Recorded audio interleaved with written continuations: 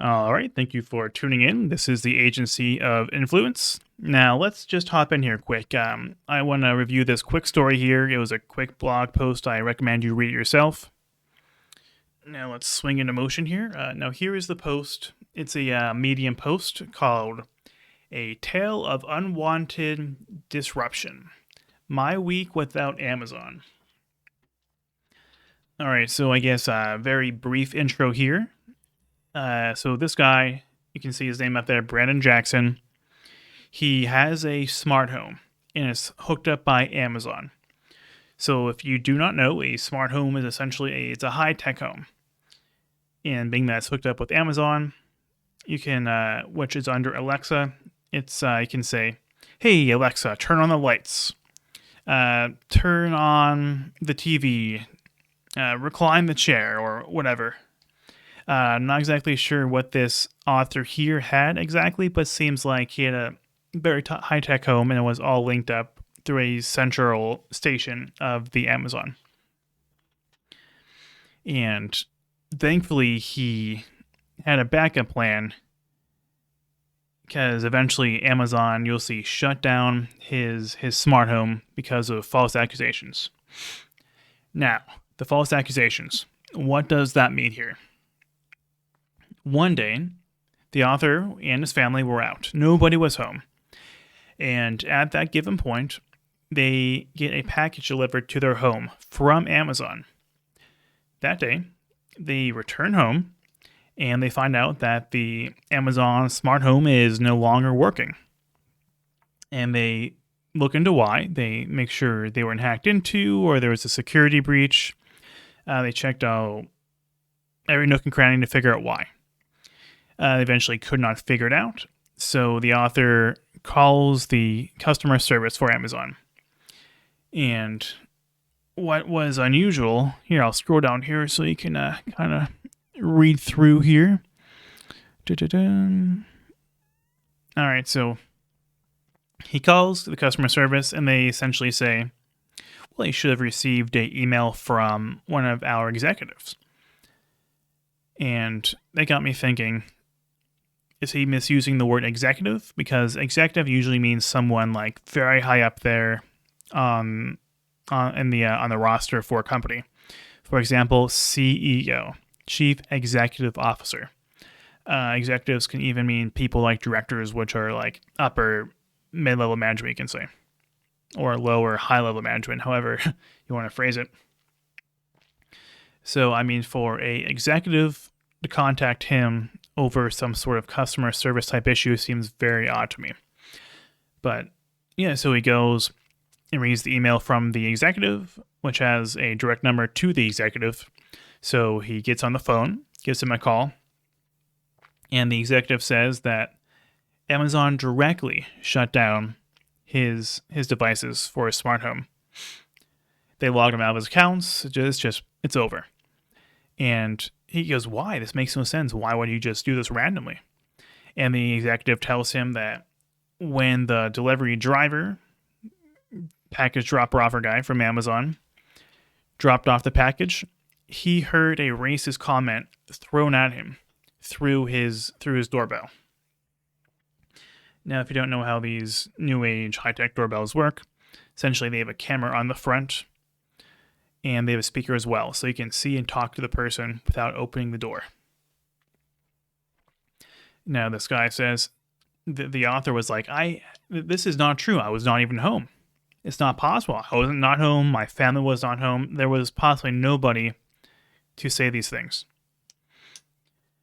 So eventually, it seems like they got some sort of agreement going, and the author here, being as puzzled as he was, took down all of his home security data, which is very private, to say the least, and he got it from all different angles, with different chunks of time. He sent him essentially everything. Sent Amazon everything he had.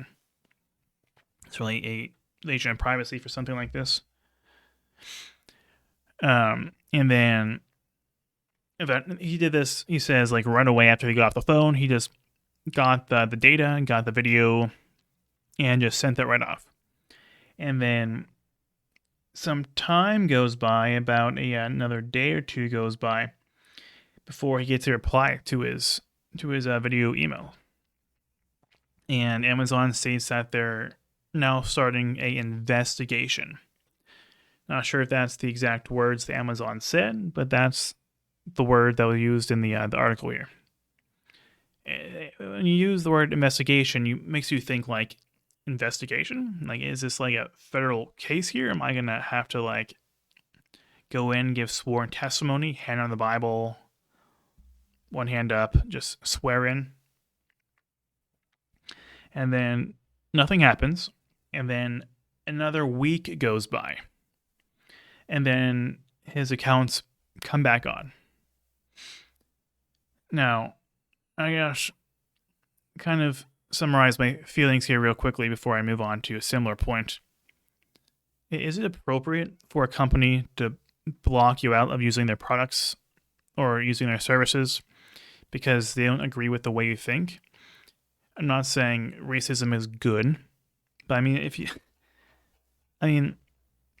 you look here, I mean, the author guy, the homeowner, it seems like it's a black guy. You know what I mean? Like, it's usually the white guys that are the magnet for racism, not black guys. Usually, it's directed at black guys, not coming from black guys, according to the whole the mainstream narrative that gets thrown around. But I mean, is it really appropriate to ban somebody from using your products if they have ideas that you don't agree with? People believe in bad things everywhere you go. Nobody's perfect. Everyone has these ridiculous ideas. You just can't banish people, exile people, because you just don't like them, based off some like crazy allegation that was not even true, before they even had a chance to defend themselves. Now, Amazon is kind of known for being one of these, I guess you can say, woke companies. And I have this other example here. If you remember, and this guy, I'm sure everyone knows, this Tay Zonday guy. He was that guy that had the Chocolate Rain song. He was one of the top comments here on this video from Lewis Rossman, who made this video I highly recommend, who I guess made the story I'm discussing now popular with almost 1 million views now. It's just been online for 2 days. So the guy that wrote the article got into contact with Lewis. Lewis relayed the story to the public through his large following. And then Tay Zonday responds here. Zoom in slightly here. He essentially said that he's been writing Amazon reviews for 20 years or so. He's one of those guys that write these like really long, like book-long comments, which I usually find very helpful. But he was banned from having community privileges on Amazon, which essentially just think of that as like being able to leave reviews. He was banned from doing so because of racism. And what this means was he left a bad review on a product that happened to be Chinese manufactured. Now, if that's the bar for racism these days, I mean, everyone's racist every second of their life. So, I mean, I think this kind of leads me into saying we need to really just not comply with these companies anymore. What they're doing is having this forced compliance where if you do not agree with them 100%, they're going to shoo you away. Even if you agree with them 90%, they're going to still believe that you're against them. If you're not totally with them, you're against them. Now, if you have not seen my video on the social credit score, one of my more recent videos, you should go and watch that. Maybe I'm just biased here, but I think it's one of the better videos online that give a very concise yet detailed look at what the social credit score is.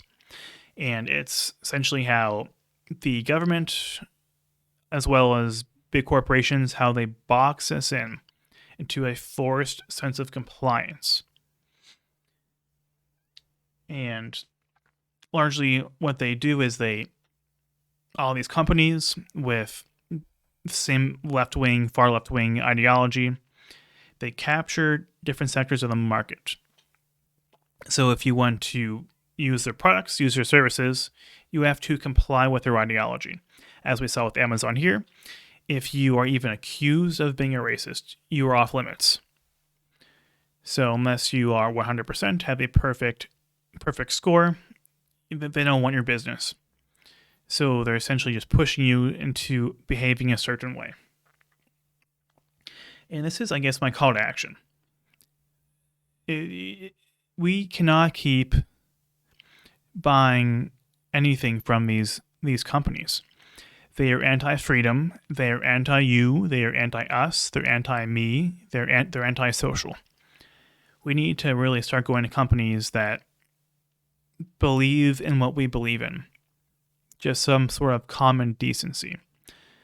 Companies should not be forcing us into certain behaviors that are just unethical, that are not moral. Now, there's this phrase. It is called the banality of evil. Banality, the first word, meaning ordinary, normal, the usual. So, the banality of evil. What does this phrase mean? It means that evil is going to grow if people just see it as being normal. Now, the way evil usually grows is not like a big explosion. It's not a big car crash.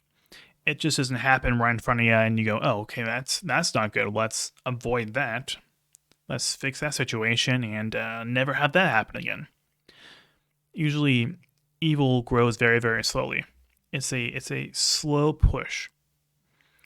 And oftentimes you don't really see it coming. But once it's there, you look back and you go, well, that's something happened here I was not observant of. I do not see until now, but now it's too late.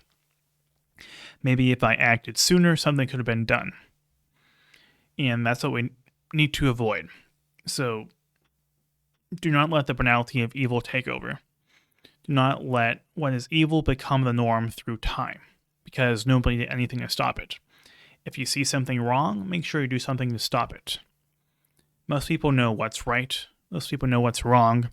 But most people also don't usually act on a large scale to change something. They might talk about it to somebody, a little chit-chat here and there, but not much gets done. And things keep being allowed to progress or regress. And things keep getting worse and worse and worse and worse.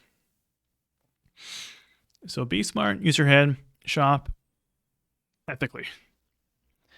All right, well, that's what I got to say. Let me know what you think in the comments, especially if you have experiences like this with Amazon or any other company. Please share that below. I mean, there needs to be more sunlight to expose these sort of unethical things that these companies are doing. So make sure you like, subscribe, comment, and share this video. And if you don't, there's going to be a problem. This is forced compliance. Thank you for watching. This is the Agency of Influence.